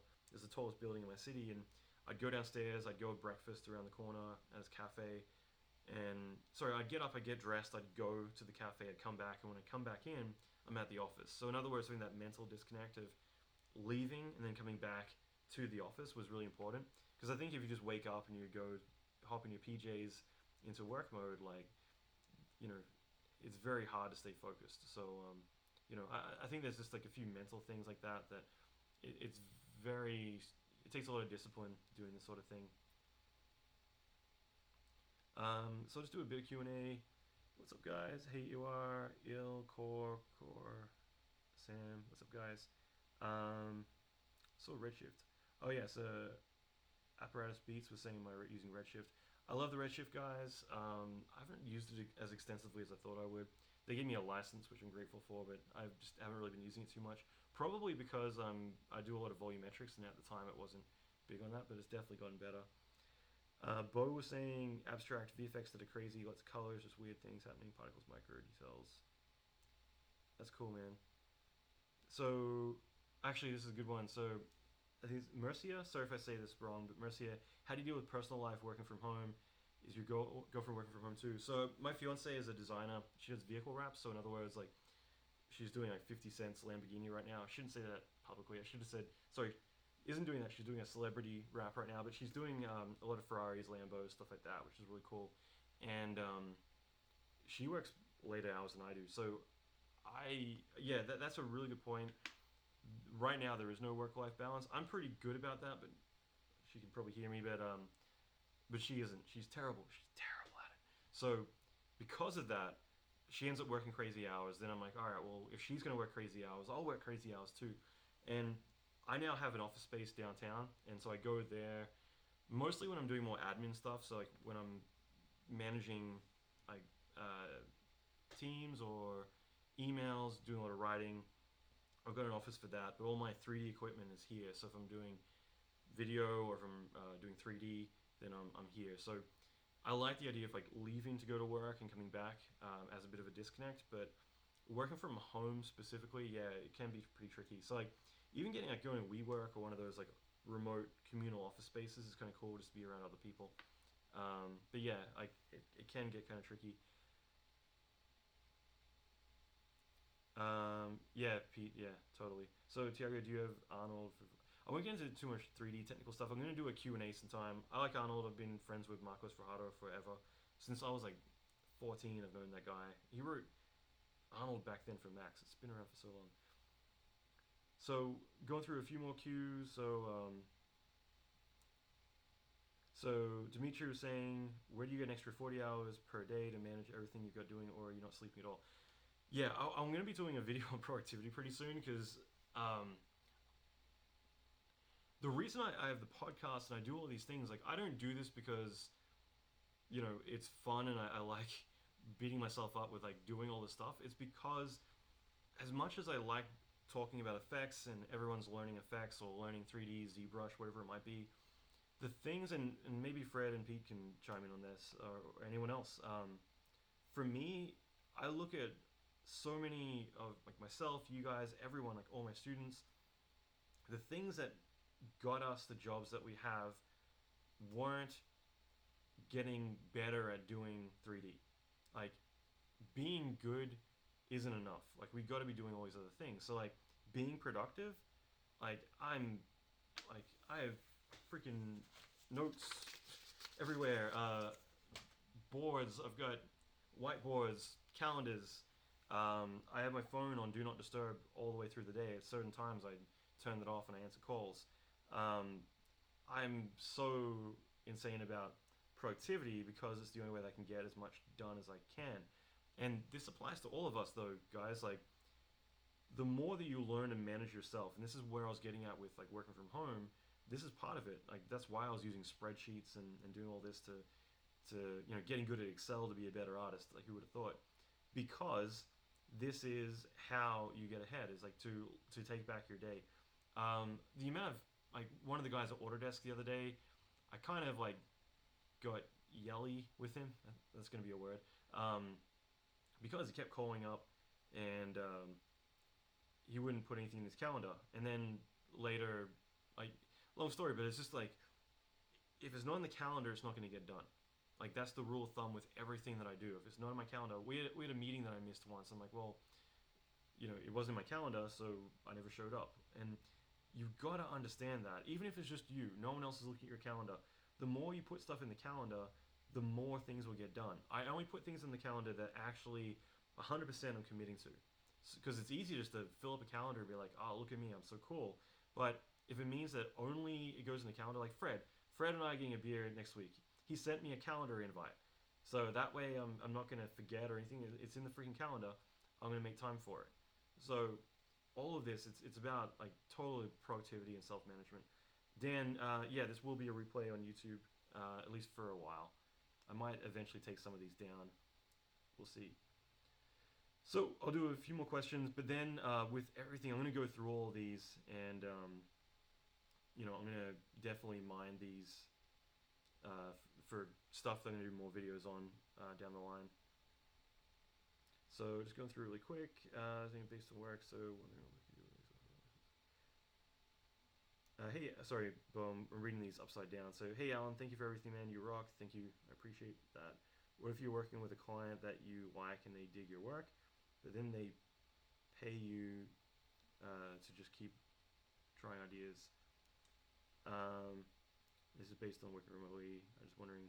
So I think, Bo, what you're trying to say is that they keep just kind of saying like, give us different ideas and we'll tell you when we like something. So the one thing, like the big advantage that I have is that being engaged to a designer, I'm hearing about all of our client stuff all day long, and for me it's been really fun because I'm constantly, here's what you should say, here's what you should do, and that's been kind of cool just to be able to kind of intervene there and kind of give some advice. But like that's the thing is like there are so many things when it comes to managing clients that change everything. So when clients are coming in, like again, I feel like a lot of time you've got to set the tone early with your clients. Like mentioning money up front, you don't mention money at the end of a project, and that sounds like a no-brainer, but like most people are afraid to bring it up because they're afraid they're going to scare away the client. And the thing is that a lot of times there could be misunderstandings, or you never know what with the client, because like they had some expectation about money, or you never know what could happen.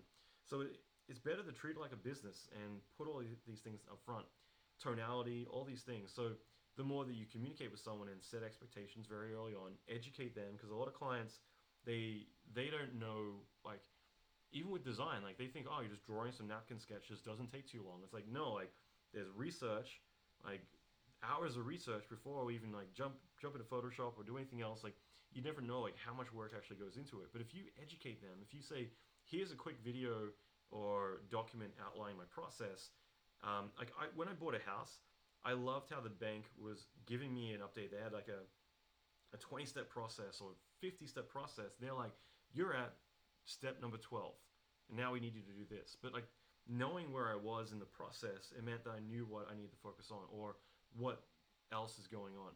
So the more that you can educate your client into knowing how much work goes into what you're doing, the more that you can start to educate them that me going and giving you an idea, like doing this, and then you come back and say you don't like it, and then I go and give you a different idea, I'm literally giving you 4, 5, 6, 10 jobs. Because there's been times where I've seen a client comes in and says, we want Godzilla. And then a week later, they're like, thanks for delivering Godzilla. I want actually Merman or Aquaman or whatever, like, so this is the thing, like, if you're going to treat this like a real business, you've got to be able to be willing to say, okay, I understand that. I originally budgeted and scheduled for us to do Godzilla, and this is what we've been working on this entire time. All the resources, the time, everything's gone into this. So if you do want to go and do this different direction, please just understand that this is an entirely new job. So we can stop what we're currently doing. I can invoice you for it and start again, but this is a drastic change. And I've seen this happen successfully and unsuccessfully. I worked on a movie about 12 years ago now, and I originally I was helping produce that film, and then I got pneumonia, and I had to take 6 months off. And when I came back on, I was just supervising instead, and I just remember the guy who originally was my partner on it. Uh, yeah, the directors asked for changes on something, and I think there's ways to say yes to something and ways to say no to something, and instead of him saying like, hey, they wanted one more revision of this shot of Willem Dafoe's face on fire, and for me that would have been like an hour of work, but instead this guy was like, "There's no way you're getting that change. Absolutely not. This is it. These are all your changes. There's no more." And it was worse than that. It was so uncomfortable. The director had to like do the uncomfortable laugh, like, "Ha ha ha. Okay, I guess we're not getting that change then." And you know that they're never working with that studio ever again because of that one thing. And all you had to say is like, "Okay, I completely." If you wanted to say no, it would just be as simple as saying, "I completely understand. Um, Unfortunately, we'd only budgeted 4 or 5 revisions. We've hit the cap there. We can look at doing an additional revision, but um, it we might need to discuss with the producer about the schedule and budget to accommodate that. So let's chat a little bit more about it before we proceed, just to see if that's something that you guys do want to do because it might cost a bit extra. Whatever freaking words you want to spit out, it doesn't really matter. But the whole point is like that's all you need to do. But if you don't know how to talk to someone, you can completely burn a relationship. And it's the same way that if a client is asking for things that they think are easy, it's on you to either communicate ahead of time or educate them. You know, I understand that you want, different ideas, and I can definitely put that together. However, um, please understand, like, if I am doing all this work, it's literally creating multiple jobs or whatever. Just like educate them about the process, about the work that goes into doing one single iteration, and then the fact that you're doing 20 iterations is 20 times the amount of work. So I think some people are like, "Wow, I had no idea," and of course you're gonna get some jerks, but some people like once they realize like how much work's involved, it's very different. So I'm just scrolling through. I'm gonna do like 3 more, but Oscar was saying there are paid internships and unpaid internships in Australia. I guess if a person time is used for production, it should be paid because they look at your work before they take you as an intern. If you good enough skills contribute to their production, I guess they should be paid. So interns are very different. Australia, I feel like it's kind of a new thing for VFX to do internships. They were definitely not around um, back in the day, but sorry, I'm always a deer in the headlights whenever I look at the chat. So MPC, Framestore, like a few of my students in my mentorship have gone on to do internships there, and I also interviewed Kathleen Ruffalo, who's the crew manager for Framestore, and she talked about this too, where I think they'll budget for a bunch of people to come in, and it's kind of iterative. It's kind of like you do a week, and then like bit by bit they'll disqualify more and more people until it comes down to a few people they'll kind of take on as like the next phase. So it kind of works out that way. I talked last live stream I did. I talked a little bit about working for free because it's a much bigger conversation. I'm definitely going to do a talk on working for free at some point because there's two very different things. I don't think you should be taken advantage of. I think that you going, "Hey everyone, I really need a job. I'm willing to work for free." Um, that leads you to be taken advantage of. It also disrupts like the more senior staff who are commanding higher fees. Like suddenly, when you get a lot of people saying, "I'll work for free," it affects their rates. Like everything gets messed up because it's expected now. Like more people to work for free as the first step. So that's really bad. Um, so I don't, I always think get paid what you're worth. Like in the beginning, you should be getting paid. However, the flip side of that is I work for free a lot. Um, and the thing is because I'm thinking bigger than money. Money is one KPI, like key performance indicator. In other words, it's one metric, right? I could be trying to get money, or I could be trying to get a relationship. I could be trying to get a bid, which could lead to $100,000. But for me to do that, maybe I got to take it on the chin, and I got to decide myself if it's worth doing that. So there's different ways that like I'll work for free if because I'm looking at a different currency. I'm looking at the the experience or the relationship or whatever it might be, and is that worth it? Is the payoff worth it in the long run? But simply working for a studio for free and they're taking advantage of you, like, don't ever do that. It's just not worth it.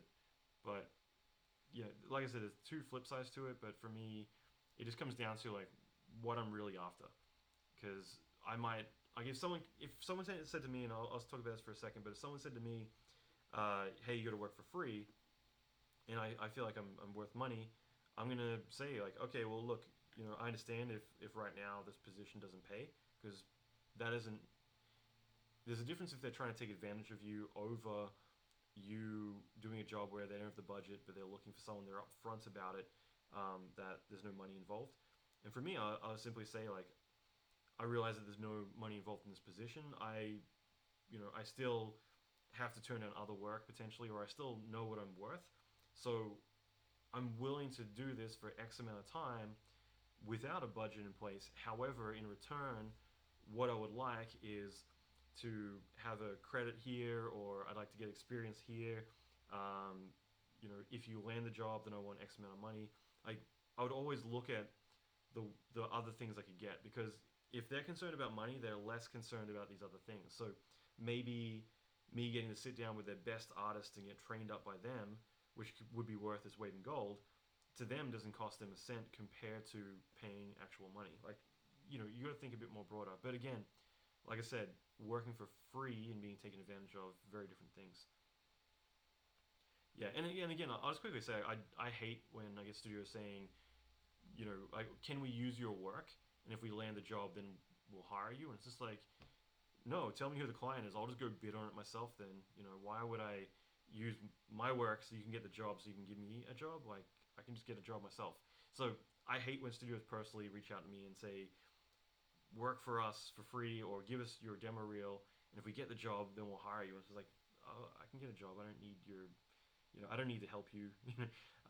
So I hate when people do that, but it just depends on where you're at. So a couple more questions. Let's see. Yeah, Pete. Actually, that's a really good example.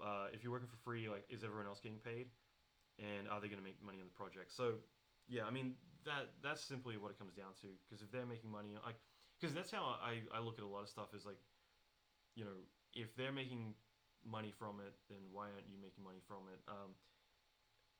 It wasn't UFC. It was whoever's in charge of the boxing matches for Vegas. They put out this big design competition where they would use your artwork if you submitted it. If the best person to submit this fight that was coming up in Vegas, the best piece of design work, they would use it, and that would be the award. And there's a lot of like really high profile designers just like writing these public letters, just saying like, screw you, like how many millions of dollars are you making from this fight, and you're not willing to even like pay people, and you're putting out these like things that people work for free. So again, it's such a different conversation, but yeah, I mean, you got to figure out like what the intent is, because again, I do jobs for free because I'm looking at the bigger picture of if we land this, then I'm gonna make 50 grand or 100 grand from the job. So I'm not as concerned about, hey bro, like, give me $10 an hour or $100 an hour or whatever. Good morning, Brazil. Sorry if I'm saying your name wrong. I apologize.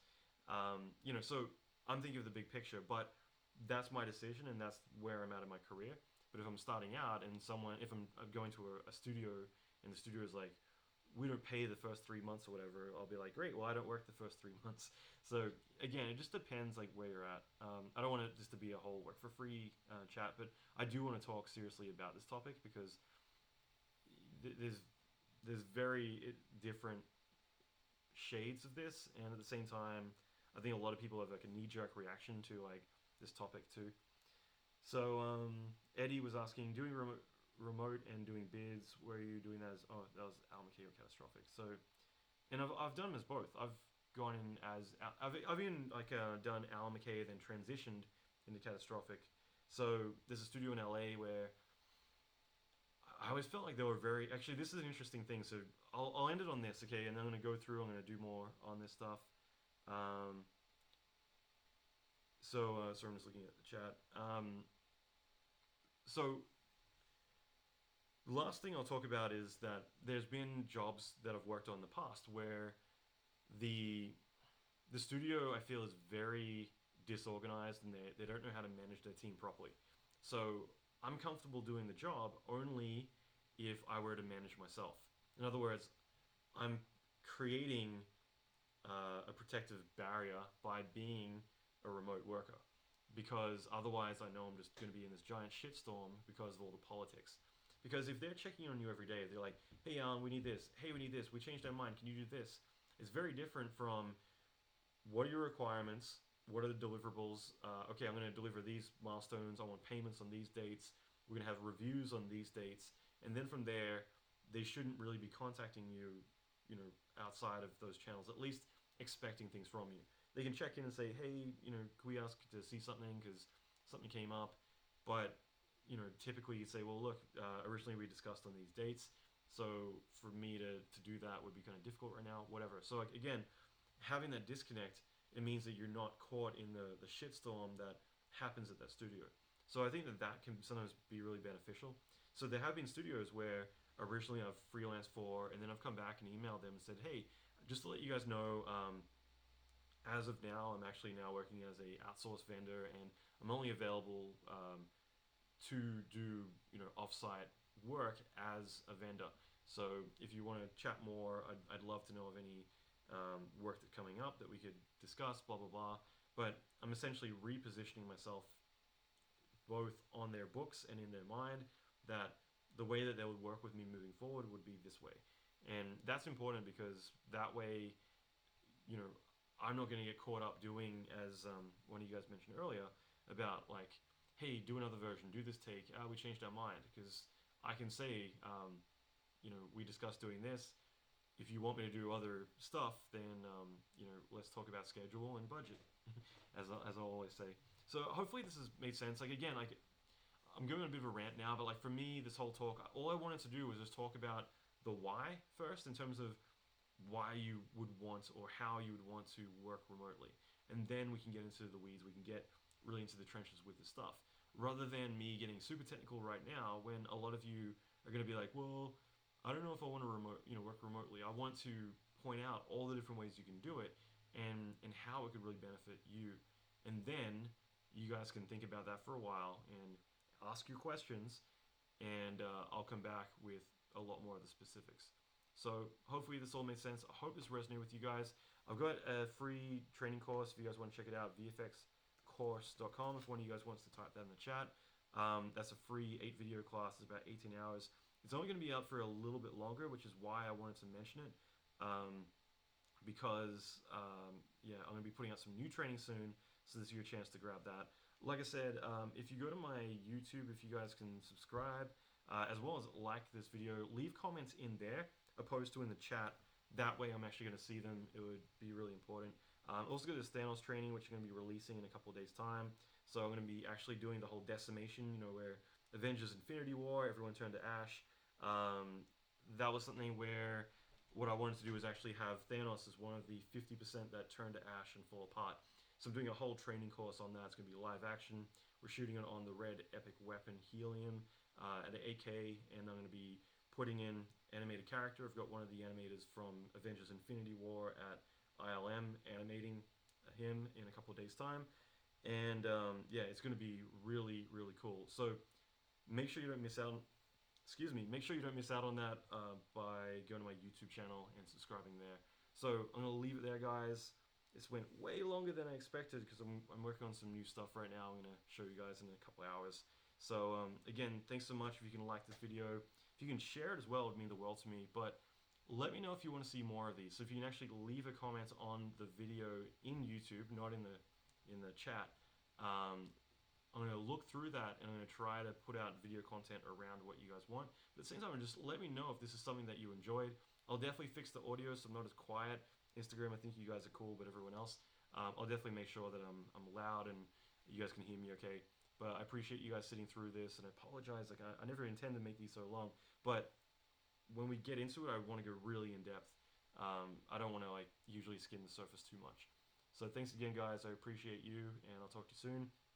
Pete, Fred, let's do a roundtable sometime. I think this would be fun. Fred, I'll see you Monday. Don't spoil Avengers for me. I'm gonna hopefully see it Friday. All right, guys, take it easy. Thanks again, everyone.